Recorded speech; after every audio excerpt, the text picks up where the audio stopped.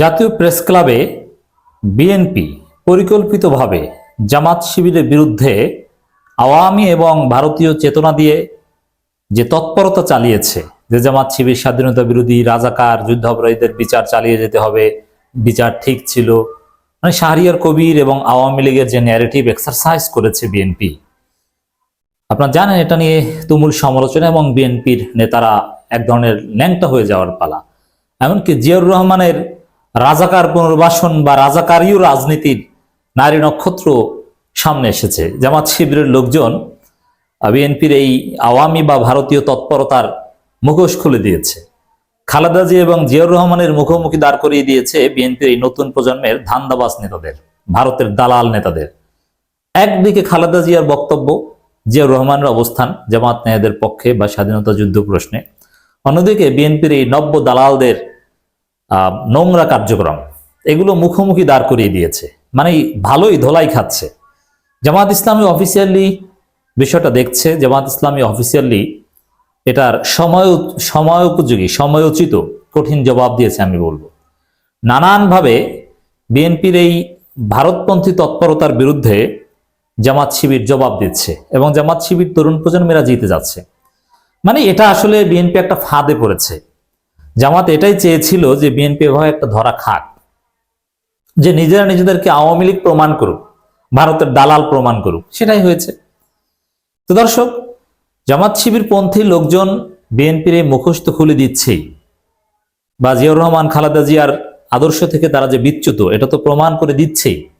এবং যে রাজাকার ট্যাগ দিয়ে হাসিনা পালাতে হয়েছে, সেই রাজাকার ট্যাগের রাজনীতি এখন বিএনপির লোকজন করছে। তো জামাত ইসলামী অফিসিয়ালি বিষয়টা কিভাবে দেখেছে? জামাতের লোকজন, শিবিরের লোকজন, এরা তো বিভিন্নভাবে এটার জবাব দিয়েছে, তরুণ প্রজন্ম জবাব দিয়েছে। কিন্তু জামাত ইসলামী অফিসিয়ালি কাটা দিয়ে কাটা তোলার মতো ঘটনা ঘটিয়েছে। মানে এই যে মুক্তিযুদ্ধ দলের নামে কিছু লোক, তারা যে মুক্তিযুদ্ধ এবং মুক্তিযুদ্ধের চেতনা ব্যবসা, দুইটা কিন্তু এক জিনিস না। ৭১ এবং ৭১-এর চেতনাবাজি দুইটা এক জিনিস না। জামাত ইসলামী তো মুক্তিযোদ্ধা আছে, অনেক মুক্তিযোদ্ধা জামাত করে, কিন্তু তারা চেতনা ব্যবসা করে না। তো জামাত ইসলামীদের, বিএনপির যেরকম জাতীয়তাবাদী মুক্তিযোদ্ধা ফোরাম না কি আছে হাবিজাবি, জামাত ইসলামী তো কিন্তু এরকম মুক্তিযোদ্ধাদের আলাদা উইং আছে। তারা এবার মুখ খুলেছে, এটাই জামাতের অফিসিয়াল স্ট্যান্স। তো দর্শক, জামাতপন্থী মুক্তিযোদ্ধারা এবার এই ভারতের নব্য দালালদের বিরুদ্ধে মুখ খুলেছে, চেতনা ব্যবসার মুখোশ খুলে দিয়েছে। এটা জনগণকে জানিয়ে দেওয়া দরকার। বিবৃতি দিয়েছে অফিসিয়ালি, স্বাধীনতার 53 বছরে আধিপত্যবাদী শক্তি ও তাদের দোসররা ইসলামী ব্যক্তিত্ব, ইসলামী দল সম্পর্কে যেসব গণবিরোধী বয়ান দিয়ে দেশ ও জাতিকে বিভক্ত করার অপচেষ্টা চালিয়েছে, জাতীয় প্রেস ক্লাবে নেতৃবৃন্দের বক্তব্যে, মানে ওই বিএনপির, সেই সুরেরই প্রতিধ্বনি হয়েছে ইঞ্জিনিয়ার মোসলেউদ্দিন, জামাত নেতা, মুক্তিযোদ্ধা। তিনি বিবৃতি দিয়েছেন এই শিরোনামে। দেখেন কয়েকটা পয়েন্ট এখানে, যে বিএনপির ওই নব্য দালালেরা যে বয়ান, আওয়ামী ন্যারেটিভ এস্টাবলিশ করার চেষ্টা করেছে ৭১ ব্যবসা নিয়ে, সেটা গণবিরোধী। তার প্রমাণ হচ্ছে তুমি কে আমি কে, রাজাকার এই স্লোগান দিয়ে দেশ আবার স্বাধীন করা হয়েছে। অতএব এই রাজাকার ট্যাগের গণবিরোধী রাজনীতি জনগণ খায় না, এক। দ্বিতীয় হচ্ছে, এই বিএনপির ওই দালালেরা, নব্য দালালেরা যে কাজ করেছে, এরা কারা? এরা হচ্ছে আধিপত্যবাদের দালাল। আধিপত্যবাদ মানে হচ্ছে ভারত। এর মানে এরা ভারতের দোসর, ভারতের দালাল। এটাই জামাত ইসলামীর এই অফিসিয়াল বক্তব্যের তাফসির। এবং কেন এটা করছে? ওই যে ভারতের স্বার্থ হাসিলের জন্য ডিভাইড অ্যান্ড রুল, দেশকে বিভক্ত করো, ঐক্য বিনষ্ট করো, একটা বাইনারিতে নিয়ে আসো, যে আমরা মুক্তিযুদ্ধের সপক্ষের শক্তি, ওরা বিপক্ষের শক্তি, ওদেরকে পাকিস্তানে পাঠিয়ে দাও, ওদেরকে নির্মূল করো। এই নির্মূল পাকিস্তানের সেম শব্দগুলো প্রেস ক্লাবে বিএনপির ওই তৎপরতায় বলা হয়েছে। ৯ জানুয়ারি জাতীয় প্রেস ক্লাবে একটি সংগঠন আয়োজিত আলোচনা, একটি সংগঠনকে এত সবাই জানে, বিএনপি। আলোচনা সভায় গত জুলাই আগস্টের অভ্যুত্থানের চেতনাকে কেন্দ্র করে গড়ে ওঠা জাতীয় ঐক্যের পরিবেশ বিনষ্টকারী যেসব বক্তব্য প্রদান করা হয়েছে তার প্রতিবাদ করেছে জাতীয় মুক্তিযোদ্ধা পরিষদের কেন্দ্রীয় সভাপতি ইঞ্জিনিয়ার মোসলেউদ্দিন। ওই জাতীয় মুক্তিযোদ্ধা পরিষদ, এটা হচ্ছে জামাত ইসলামের মুক্তিযোদ্ধা উইং। অতএব দেখেন, এই ৭১ প্রশ্নে বিএনপি এবং জামাত ইসলামের মধ্যে কোনো পার্থক্য করার সুযোগ নেই। বর্তমান জামাত ইসলামী তারা ৭১ পরবর্তী জামাত, আর বিএনপি ৭১-এ ছিলই না, এই জায়গাও প্রায় এক। আবার জামাতেও মুক্তিযোদ্ধা আছে, এই যে প্রমাণ, মুক্তিযুদ্ধ পরিষদ আছে, এবং বিএনপিতেও মুক্তিযোদ্ধা আছে। তবে জামাতের কেউ জামাত হিসেবে মুক্তিযুদ্ধ করেনি, বিএনপির কেউ বিএনপি হিসেবে মুক্তিযুদ্ধ করেনি, বিএনপির জন্মই হয়েছে অনেক পরে। অতএব এই জায়গাগুলোতে কিন্তু মিল আছে বিএনপি এবং জামাতের মধ্যে। অতএব মুক্তিযুদ্ধ ব্যবসা জামাত অ্যাটলিস্ট, বিএনপি অ্যাটলিস্ট করতে পারে না। এটা তাদের খুবই একেবারে সিলি, মাথা মোটা পদক্ষেপ, কিছুদিন পরেই ধরা পড়বে। এমনকি বিএনপির এই জাতীয়তাবাদী এবং মুসলিম জাতীয়তাবাদী বিশ্বাসী অংশ, জিয়াউর রহমান খালেদা জিয়া পন্থী অংশ, এই নব্য দালালদেরকে পেটাবে, আমি বলে দিলাম। ওদেরকে চুল ধরে লাথি দিয়ে দল থেকে সরিয়ে দিবে। লিখে রাখেন, বিএনপিতে রাজনীতি টিকে থাকতে হলে, রাজনীতিতে বিএনপিকে টিকে থাকতে হলে এই কাজ করতে হবে।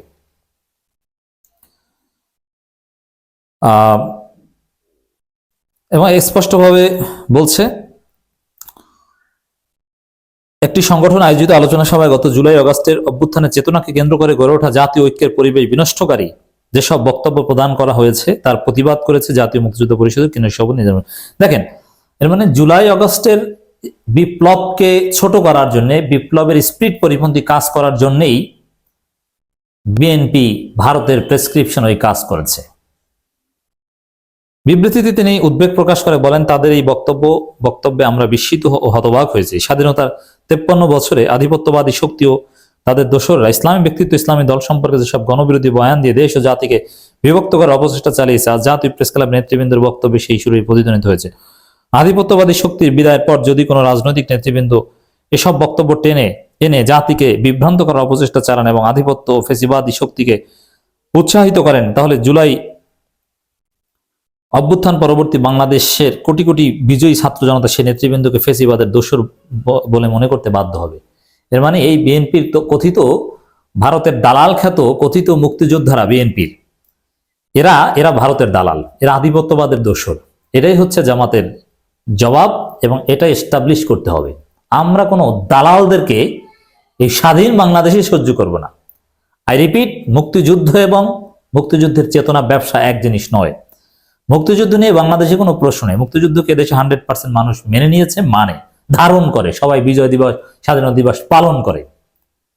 একজন মানুষও বাংলাদেশে পাওয়া যাবে না যে পাকিস্তানের সাথে ইউনাইটেড হতে চায়। অতএব এটা নিয়ে কোনো চেতনাবাজি চলবে না। তিনি আরো বলেন, অতীতে বারবার এ ধরনের বক্তব্য দিয়ে জাতিকে বিভক্ত করার অপচেষ্টা এবং উন্নয়ন অগ্রগতিকে বাধাগ্রস্ত করা হয়েছে। সুস্থ রাজনৈতিক পরিবেশ এবং অবাধ সুষ্ঠু নির্বাচনের লক্ষ্যে বাংলাদেশে বর্তমান অভিযাত্রাকে বাধাগ্রস্ত করতে পারে এমন কোনো অপরিণামদর্শী ও বিভ্রান্তিকর বক্তব্য থেকে বিরত থাকার জন্য সকল রাজনৈতিক দল ও রাজনৈতিক নেতৃবৃন্দের প্রতি বিবৃতিতে আহ্বান জানানো হয়। বাংলাদেশের মহান মুক্তিযুদ্ধে জীবনদানকারী শহীদ ও আহত বীর মুক্তিযোদ্ধাদের বিপুল ত্যাগে অর্জিত আমাদের এই প্রিয় জনভূমি বাংলাদেশ। দেখেন, মুক্তিযুদ্ধ নিয়ে জামায়াত ইসলামের কোনো আপত্তি নেই। মুক্তিযুদ্ধকে মহান বলছে, মুক্তিযোদ্ধাদের জাতির অন্যতম শ্রেষ্ঠ সন্তানও বলছে জামাত, এবং মুক্তিযোদ্ধারা জামাত করে, মুক্তিযোদ্ধাদের নিয়ে আলাদা উইং আছে জামাত ইসলামীতে। তাহলে সমস্যাটা কোথায়? সমস্যা হচ্ছে ভারতের দালালিতে, সমস্যা হচ্ছে আধিপত্যবাদীদের পা চাটাতে, যেটা বিএনপির মুক্তিযোদ্ধারা এখন করছে, জিয়াউর রহমানের মুখে, খালেদা জিয়ার মুখে লাথি মেরে। বাংলাদেশের মহান মুক্তিযুদ্ধে জীবন দানকারী শহীদ ও আহত বীর মুক্তিযোদ্ধাদের বিপুল ত্যাগে অর্জিত আমাদের এই প্রিয় জন্মভূমি বাংলাদেশ, তাদের সম্মান ও মর্যাদাকে বীর মুক্তিযোদ্ধাদের নাম ব্যবহার করে পতিত ফ্যাসিস্টদের মতো চেতনার ফেরিওয়ালা সেজে জাতীয় ঐক্য বিনষ্টের অপচেষ্টাকে দেশপ্রেমিক ছাত্র জনতা গত 5 আগস্ট 2014 গণঅভ্যুত্থানের মাধ্যমে ঘৃণাভরে প্রত্যাখ্যান করেছে। অতএব বিএনপির যে এই চেতনা ব্যবসা, এটা জুলাই আগস্টের চেতনা বিরোধী, এবং জনগণ এই চেতনাকেই পরাজিত করেছে। জামাত ইসলামের জবাব স্পষ্ট। অতএব দর্শক, আমাদেরকে রাজনীতিতে হিসাব স্পষ্ট করতে হবে যে আওয়ামী লীগ নেই এখানে, আওয়ামী লীগ বিএনপির কোনো হিসাব না। আমাদের লড়াইটা এখন ভারতের আধিপত্যবাদের বিরুদ্ধে। ভারতের আধিপত্যবাদের ন্যারেটিভ বাংলাদেশে পুনঃপ্রতিষ্ঠা করার ষড়যন্ত্র চলছে নানান ফরম্যাটে। অতএব ৭১ নিয়ে চেতনা ব্যবসা যারা করবে তাদেরকেই তরুণ প্রজন্ম সমুচিত জবাব দিবে, এবং এরা জনগণের রায়কে ভয় পায়, ভোটকে ভয় পায়। এজন্য তারা স্থানীয় সরকার নির্বাচন হতে দিবে না, ছাত্র সংসদ নির্বাচন চায় না, কারণ জানে এসব চেতনাবাদদের জনগণ ভোট দিবে না। তারা জাতীয় নির্বাচন চায়, যাতে দেশে এই অস্থিতিশীল পরিবেশ সৃষ্টি করে, যাতে তারা ভোট চুরি করতে পারে, ভোট কারচুপি করতে পারে, ভোট ডাকাতি করতে পারে। এরা এখন ধর্মবিদ্বেষী রূপে আত্মপ্রকাশ করেছে। যে শাহরিয়ার কবিরকে জেলে রেখেছে সরকার, ভালো করেছে। রাস্তাঘাটে হাঁটলে তো জনগণ জয় বাংলা করে দিত। শাহরিয়ার কবির রূপে ওয়াজ মাহফিল বিরোধী আলেম ওলামা বিদ্বেষী শক্তিতে রূপান্তরিত হয়েছে কথিত জাতীয়তাবাদী মুক্তিযোদ্ধা ফোরাম না কি আবিজবি। আমরা ঘৃণা বলে প্রত্যাখ্যান করি।